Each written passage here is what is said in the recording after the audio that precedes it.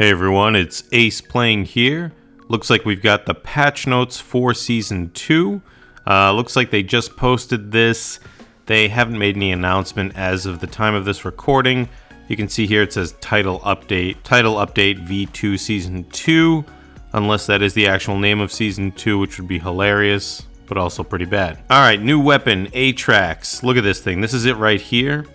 And we saw that in the Season 2 dev highlight video as well as the Season 2 trailer. This is it shoots like the Splatoon looking, napalm looking balls. This is it right here. Maybe that's what the S gun stands for.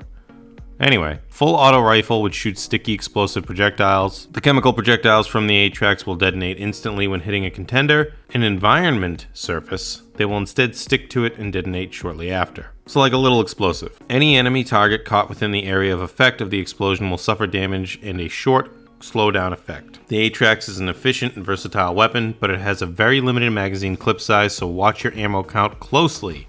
Then we've got the damage counts, the clip size, rate of fire, blah blah blah. Alright, new limited time hack platform. A limited time hack, that's interesting. So hacks are now going to be in for limited times.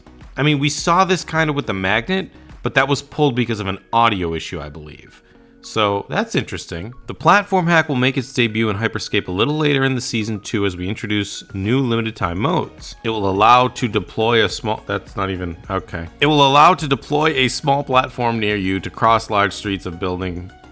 I can't... This isn't like... What? This translator is not good. This is not a good translator, so I'm just going to say it. It puts platforms down. That's it.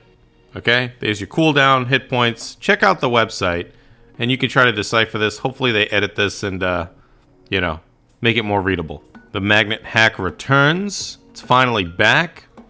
They fixed the sound issues, apparently. Okay, good.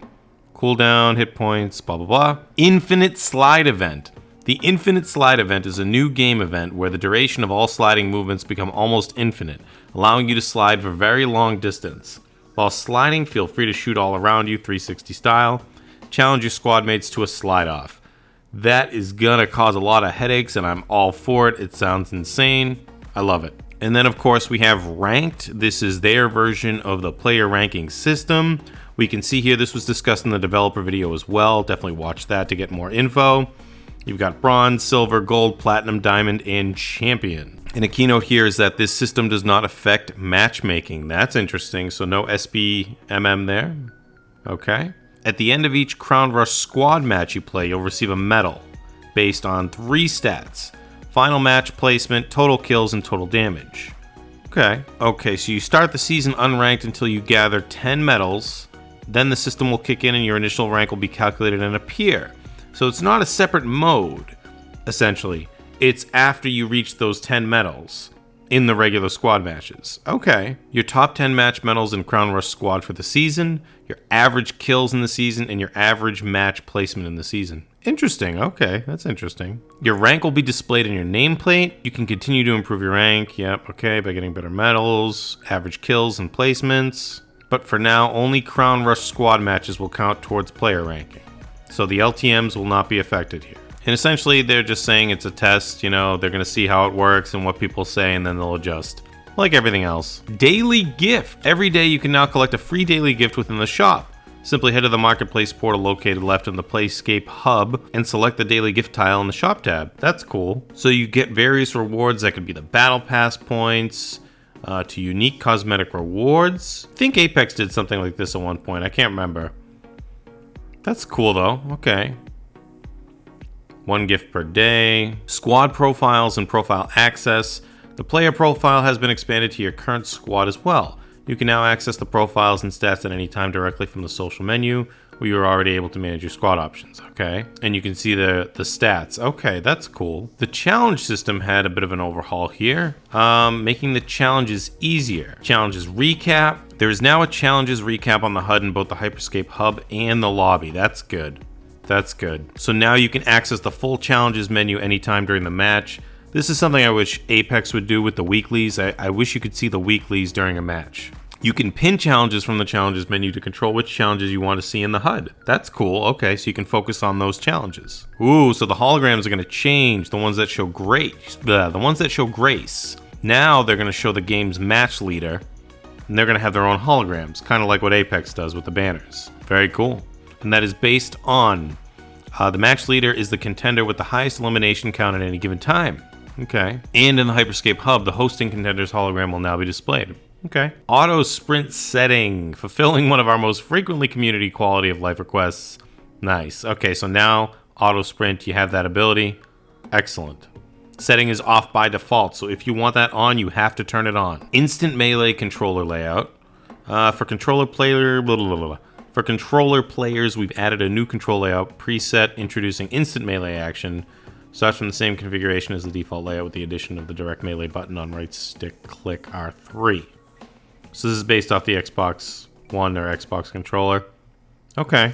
Oh, so Emote 3 is not accessible during this control scheme. Okay. And D-pad up is used for the ping. Okay. More presets with that option will be added soon, so it's just the beginning. Okay. All right, game modes playlist. Starting with Season 2, the format in which the game modes are available to play will change to offer a choice between a more competitive and ranked mode and a more arcade one. Crown Rush Squad is going to be the ranked mode that will be present the whole season. The second game mode tile will offer a more arcade-oriented playlist that will rotate each week. Nice. So now there won't be any time between LTMs. You will have one LTM and then another one the next week, and they'll rotate. They're not going to be ranked. Faction War, which was the most popular and honestly the most fun, is going to be the first one. They'll no longer appear as a third tile and are effectively replaced by the arcade mode rotation. Okay. And while this means a permanent solo mode will no longer always be available. So it's going to be an LTM, which kind of stinks. I know a lot of people are bummed about that one. And they explain why here. They've said this before. It's to help newer players, essentially, so they don't get lost. All right, then you've got updates for the weapons, Dragonfly getting buffed, and I would check these out on the site. I'm not going to go through them all, but they reduced the recoil on the Dragonfly because that was the weakest weapon. I think most people can agree that was the weakest weapon. You know, when that came out, there was a lot of hype behind it, but it was pretty weak. So now looks like they've reduced the recoil, increased ADS aim assist. That's great, wonderful. Reduced hipfire aim assist. Okay, they're making it more akin to the protocol. They're saying here.